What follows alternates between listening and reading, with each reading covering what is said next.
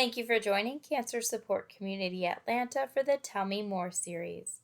This program is focused on nutrition and gynecological cancers and is facilitated by Blair Avendano with Northside Hospital Cancer Institute. For more information on other installments of the Tell Me More series, please visit Cancer Support Community Atlanta's website, cscatlanta.org. Hello and welcome, everyone. My name is Blair Avendano, and I'm the Oncology Nutrition Coordinator for Northside Hospital. I'm a registered dietitian and also board certified specialist in oncology nutrition. And today I just wanted to talk to you a little bit about nutrition in the context of gynecologic cancers, just to give you some information prior to starting treatment, and then additionally some information after treatment. So before treatment starts, we just want to make sure to optimize your nutrition. If you're having any difficulty eating, we want to make sure to mitigate those difficulties. And our goal prior to treatment and throughout treatment is just to prevent any unintended weight loss and to promote retention of muscle mass or muscle mass maintenance. And we want to help your body keep the strength it needs in efforts to respond to treatment. So during treatment, you can experience some side effects. Individuals will vary on what types of side effects they experience and the degree that they experience them. But I will tell you that based on my experience, my patients that are more adequately nourished and adequately hydrated experience less side effects or less degree of side effects. So the ones that we hear about most often, and I'm going to go into more detail about this, are nausea, diarrhea, fatigue, taste changes, and early satiety, which just means getting full very quickly. But again, our goal is to maintain body weight and muscle mass with nutrition. This is going to prevent delays or breaks in treatment. It's also going to prevent hospital stays or reduce the amount of time that you're in the hospital. And then, again, eating problems like this are common during cancer treatment. And so we want to provide you with the information that you need in efforts to lessen this probability. So nutrition during treatment, I'm going to keep this simple. You want to make sure that you're getting in adequate calories. So you don't want to be doing a lot of fasting or eliminating a food group or anything like that. Adequate calories are going to help you maintain good muscle mass. If you don't have adequate calories, your muscle can break down and your body will utilize muscle as a protein, as an energy source, and we don't want that to happen. And with that said, we do want you to prioritize protein and then also hydrate. So first, adequate energy intake, and that just means making sure that you're getting in enough calories. We want you to make the most of every bite, so choosing some good energy-dense foods.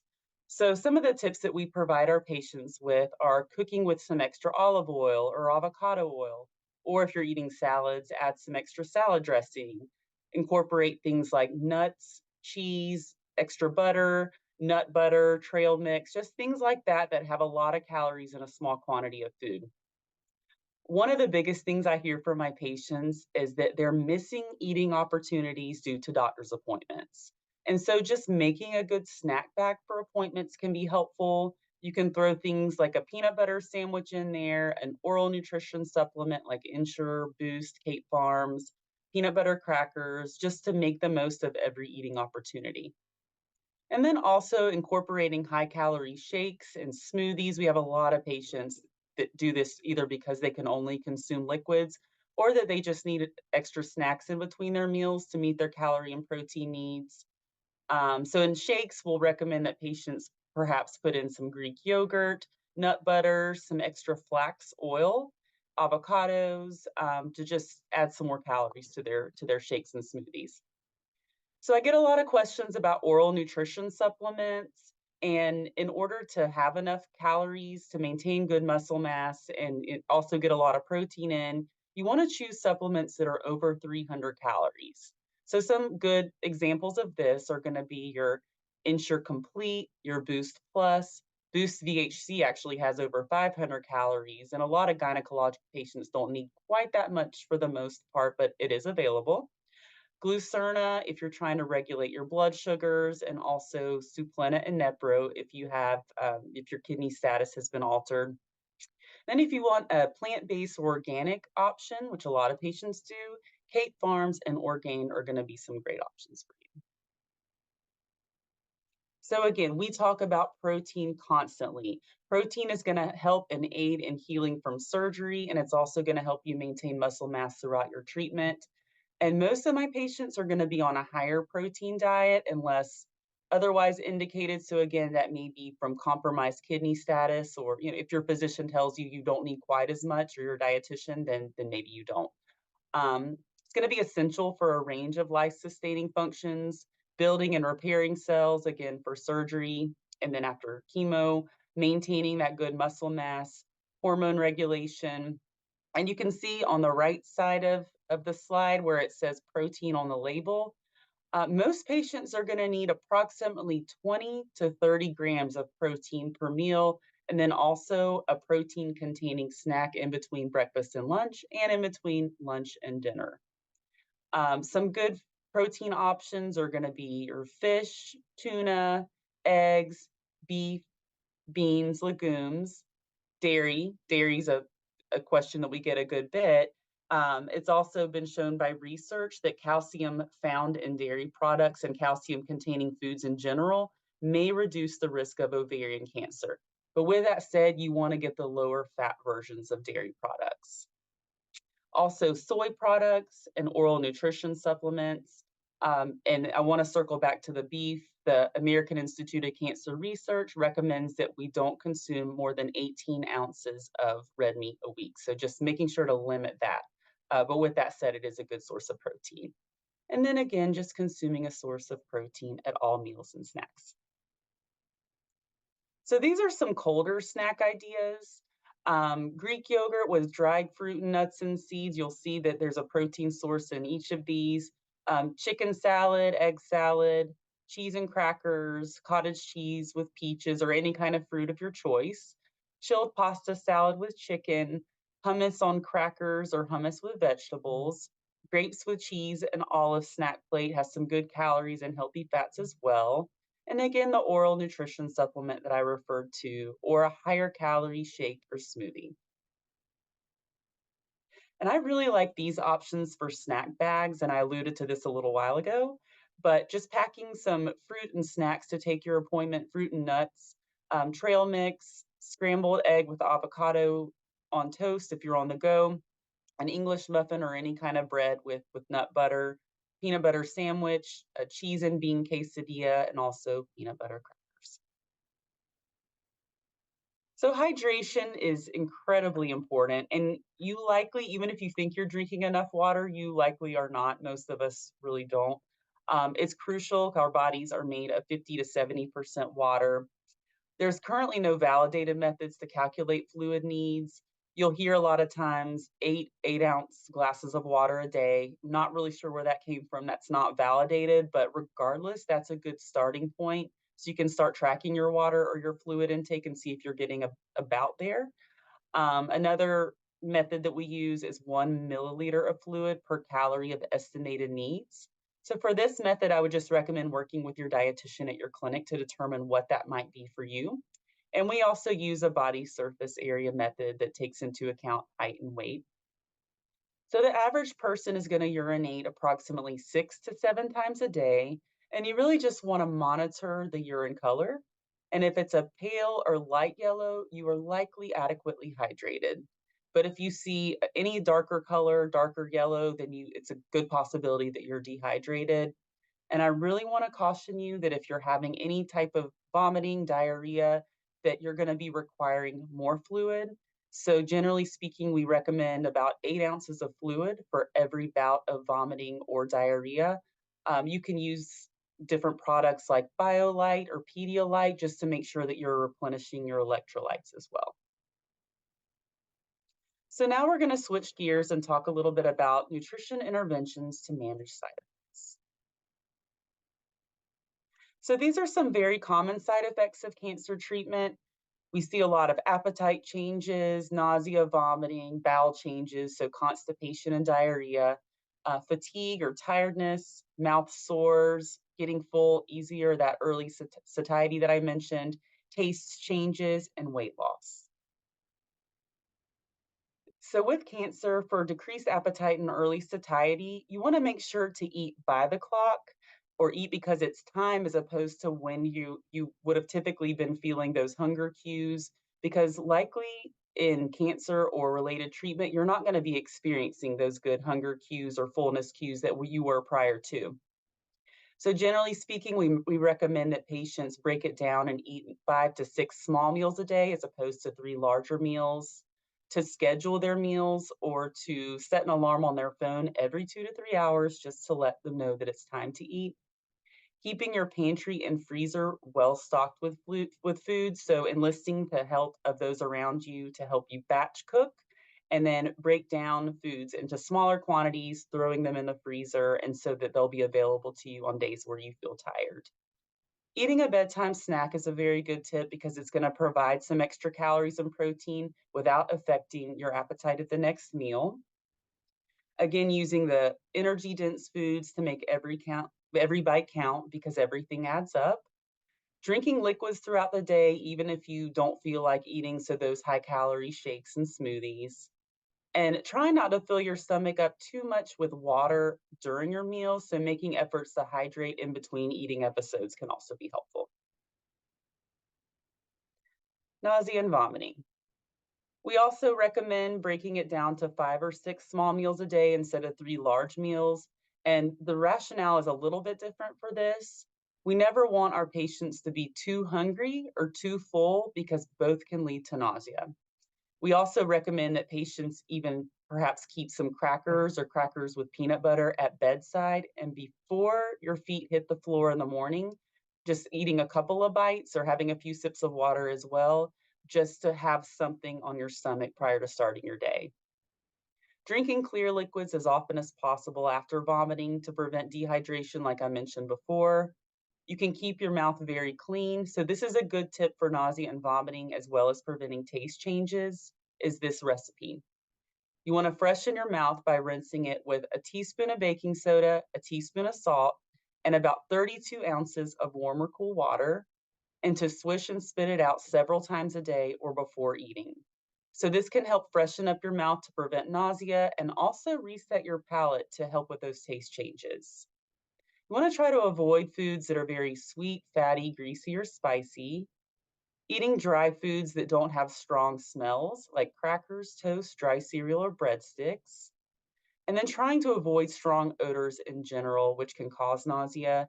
So, eating some of the cooler foods, you can go back to the slide that I mentioned earlier about the chicken salad and yogurts and things that don't smell quite as strong that are a little cooler can help with nausea, as well as perhaps having a family member or loved one cook out on the grill. And so you're not smelling the food as it's cooking. That can be very helpful. So for constipation, it is important that we eat around the same times each day because our bodies like routine. Consuming plenty of liquids can be helpful with constipation. Everything adds up. And so your prune juice, your water, your tea, your lemonade, all of that contributes to your hydration status. But sometimes warming your prune juice or the fruit juice of your choice can be helpful to stimulate bowels, as well as warming up some cereal. So oatmeal, cream of wheat can be helpful. Fluids that include foods that are liquid at room temperature also contribute toward hydration. So, frozen ice pops, gelatin, ice cream. Also, you can eat foods that are high in insoluble fiber as tolerated. So, that's things like berries, broccoli, whole wheat. Move more. Movement keeps your bowels moving. And also talking to your oncologist about a bowel regimen, both for constipation or diarrhea, and you can modify that as needed. So for diarrhea, we want to avoid high fat and spicy foods. Choosing low fiber or bland foods or foods with soluble fiber that are going to help bind up stools. So that's going to be your things like bananas and oatmeal. Sipping on broth and sports drinks, like I mentioned before, to help replenish electrolytes and fluid status. Limiting lactose, sugar, and sorbitol. So that's artificial sugars or sorbitol, anything with ITOL at the end. Limiting hot caffeinated beverages, and also watching for medications that contain magnesium, is that those can cause diarrhea. Fatigue. Again, enlisting the help of family and friends or capitalizing on those days when you do feel more energetic and you can go ahead and cook in bulk, cook for the week, meal prep, go to the store, all those types of things. Move more as you are able because ironically, the more you move, the less tired you'll feel ultimately. Set a menu and eating schedule and try as much as you can to follow it, even if you're not hungry, just to make sure you're getting that good energy in. And then hydrate. Because a lot of times when we tell our patients to hydrate and they start drinking more fluids, their fatigue level goes down. So for mucositis or mouth sores, we want to make sure that we're choosing soft, bland foods that aren't going to irritate the mouth sores, avoiding acidic and foods and beverages for the same reasons. Choosing moist foods and using gravies and sauces can be helpful, while at the same time avoiding hard or dry foods like crackers or raw vegetables. Drinking from a straw can be helpful, so the calories and the nutrition automatically goes to the back of the throat and bypasses the mouth sores. Trying ice chips to help numb and soothe the mouth, and also providing the oral care throughout the day that I mentioned earlier. So for taste changes, what I hear most often is fruit or sour tastes more like it should, and so a lot of the patients do like to enjoy fruit when they're experiencing some taste changes. But just incorporating some lemon wedges or lemon flavor or citrus or vinegar, pickled foods can help. Also, experimenting with different marinades can help with taste changes. Trying some sugar-free lemon drops, gum, or mint can help keep your mouth fresh. Adding lemon juice or other flavorings to water, because I hear a lot of times that patients say that water tastes kind of funny. So just experimenting with different fruit infusions, lemon juice, lime juice can be helpful in maintaining hydration while you have some taste changes going on. Experiment with different seasonings as well. You'll see below basil, oregano, tarragon, barbecue sauce, just different things like that can be helpful. Eating frozen fruits, whole grapes can be refreshing as well. Mandarin orange slices, chopped melons. For oral care, again, just rinse your mouth with a solution of 1 quart of water, a teaspoon of salt, a teaspoon of baking soda, and you can use before and after meals. And then lastly, another common complaint that we get is that foods taste metallic or they take on a metallic taste. But for this, try as much as possible to avoid using metal flatware and try using either bamboo or plastic flatware. Use glass cups and plates and try to avoid consuming any food that comes out of a can because they can take on that metallic taste as well. So for post-treatment, we really want to switch gears and we encourage our patients to follow a plant-centric diet. So that's more of a plant-based diet. Now, I will say that does not mean vegan. It does not mean vegetarian. So if you look at the left part of the slide, this is called the New American Plate. It was put out by the American Institute of Cancer Research. And it just recommends that 2/3 or more of your plate be filled with plants. So that's going to be your vegetables, your fruits, your whole grains, your beans, and then about a third of that plate be a source of lean protein. So that's your chicken, fish, tuna, things of that nature. And beans are unique and they can also go in the protein portion of your plate if you are following a vegan or vegetarian diet. So you also want to focus on foods that are very rich in fiber, vitamins, minerals, phytonutrients, because phytonutrients help protect your cells and they help to stave off cancer. So we want to maintain or achieve a healthy weight as much as possible because obesity and a high waist circumference it puts you at an increased risk for endometrial cancer. Also, I did want to mention as well that a plant-centric or plant-based diet and high intake of non-starchy vegetables and following a Mediterranean diet can decrease the risk of endometrial cancer. So just a good starting point for this is selecting at least 2 types of vegetables or fruits for your plate, and you want to make sure to vary those to make sure that you're getting a variety of phytonutrients. You want to have a tasty serving of whole grain, limit added sugars, and incorporate physical activity, which also helps with weight management. So these are some good recipe resources that we recommend. Eating Well Through Cancer, the Essential Cancer Treatment Nutrition Guide and Cookbook, the Cancer Fighting Kitchen, and What to Eat During Cancer Treatment. All of those are good resources. And then websites for recipes. There's one called Cook for Your Life, as well as Memorial Sloan Kettering Cancer Center, American Institute of Cancer Research recipes, and the Cancer Support Community Recipe Gallery is a good resource. So here's an example here. This is from Fred Hutch, Cook for Your Life. This is great because you can select recipes based on what's going on, based on what type of nutrition impact symptoms you're experiencing, or based on what you need. So, for example, if you need a higher protein diet, you can click that option. If you're experiencing some nausea, you can click on the anti nausea recipes as well to just help mitigate that. So, just some final thoughts. Our goal is to maintain your body weight and muscle mass with nutrition during treatment. So, it's not the time for weight loss, not the time for dieting. And then again, after treatment, we'll have a different conversation. Maintaining your body weight and muscle mass helps prevent delays or breaks in treatment. It helps prevent hospital stays or reducing the time that you're in the hospital. And it helps with side effects that lead to trouble eating, which can be very common during treatment. Now, I will say there is not a one size fits all plan, and so I highly recommend you work with a dietitian for individualized recommendations. Oncology dietitians are recommended and available for all patients throughout the Northside Hospital Cancer Institute, both in active treatment and survivorship. And if you're interested in an appointment, you can reach out to outpatient.nutrition@northside.com. Thank you so much. Thank you for watching this installment of the Tell Me More series. We invite you to visit cscatlanta.org to learn more about the virtual and in-person oncology programs available through Cancer Support Community Atlanta.